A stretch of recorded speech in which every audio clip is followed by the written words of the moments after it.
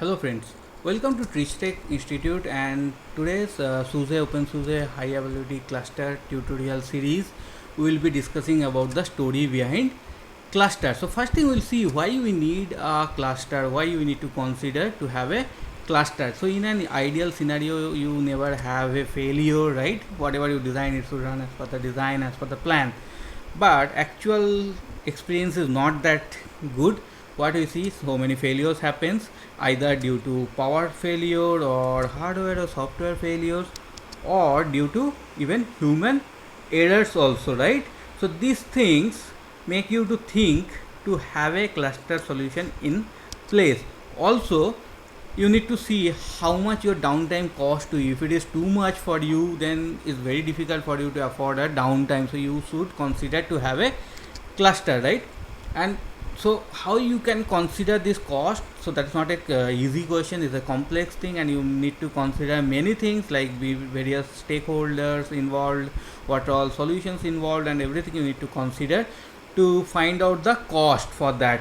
Only thing is, you always try to think to address two important points. One is like how you can reduce the impact of failures, and how you can reduce the recovery time from those failures. So these kind of things will make you to consider have a cluster in your environment.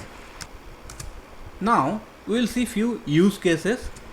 So first thing, you want to make your service highly available, or you want to move towards zero downtime, like suppose you want to achieve 99.999, that kind of uptime. So you should have a cluster to deliver that kind of highly available app services.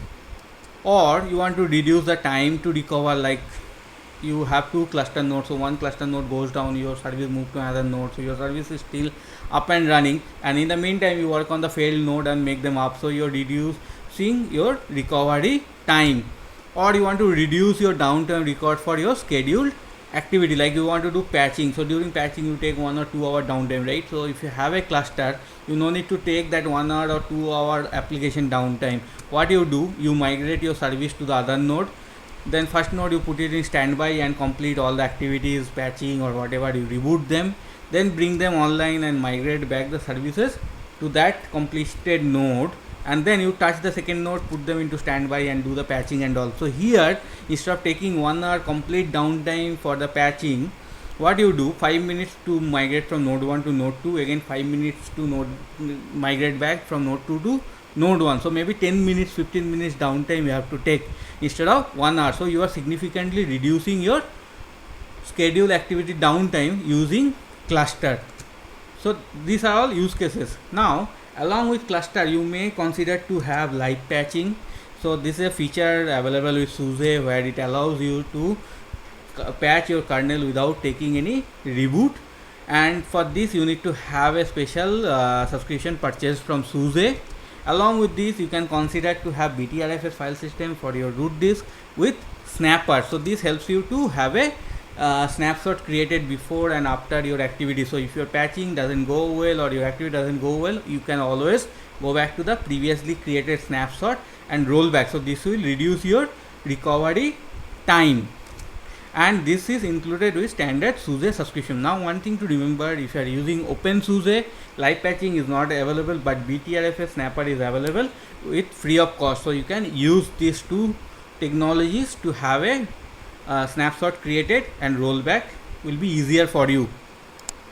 Now we will see few important terminologies. One is RTO, that is recovery time objective. This is the time required to recover your normal business activities after a failure, like your server got rebooted, how much time you will take to bring it up and start the application and release it to the end user. So that is your RTO. And then RPO, now you have a crash, you want to do a recovery of your data, and how much data you may lose during that process, that speaks on RPO. So RPO speaks about that data loss during a failure. Now we'll see more about RTO. So RTO is the target time you set to recover your IT and business activities after a disaster, right? So here your main goal is to calculate how quickly you need to recover, because if you have a RTO of 1 hour, so you have to bring up entire application within 1 hour and release it to the end users.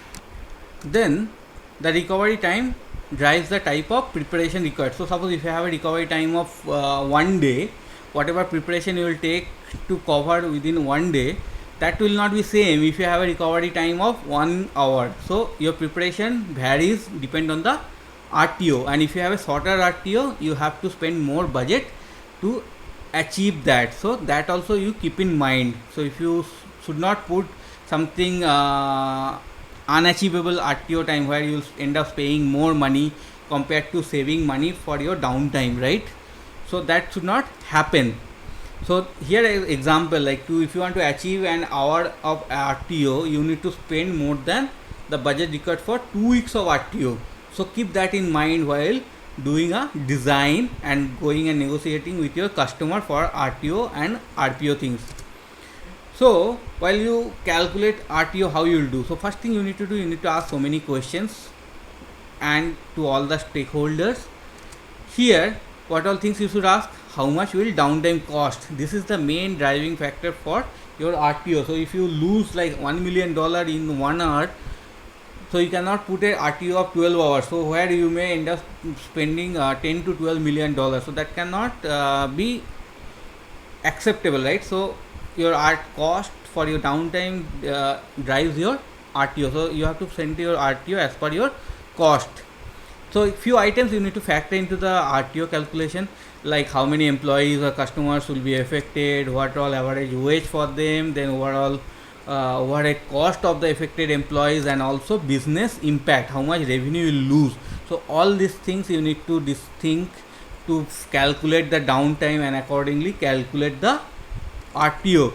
And you must put a balance between cost you are spending for achieving the RTO and you are losing due to the downtime. So you should not be like, okay, for downtime 1 hour you are losing $1 million, but achieving that 1 hour RTO you are spending $2 million. So that is not acceptable. So you should not overspend to achieve the RTO. It should be always less than whatever cost for the downtime, so that business gets some profit out of it. So now RPO, that's recovery point objective. So RPO mainly focus on the data only and your loss tolerance in relation to your data. So if you have a failure, how much data you can withstand for the loss, that's your RPO. So RPO is determined by looking at between your data backup. So if you are taking backup in 1 day interval, so your RPO can be up to 1 day. So that's RPO, and that amount of data that could be lost between this backup. So as I was telling you, if you have a 1 day backup period, every day night you take a backup, so you may lose, suppose 12 o'clock you have a backup and then next day night 11 o'clock you have a failure. So you may lose the data from night 12 previous day to next day night 11. So huge data, 23 hours of data you will be losing. So this is your RPO. So you need to work out how long business can operate without that data before they suffer, right? So if you are losing 1 day entire day data, if business is fine with that, okay, fine. But if they say no, I can only lose up to 1 hour or 2 hours of data, so in that case you have to change your backup policy. So in that case what you do, daily night you take full backup and every 1 hour you take an incremental backup. So if you have a data loss, up to maximum 1 hour of data you will lose, not more than that. So now what is the difference between RTO and RPO? You understood already. RTO mainly speaks about the time and RPO speaks about the data. So over that, the major difference between these two are the purpose they serve.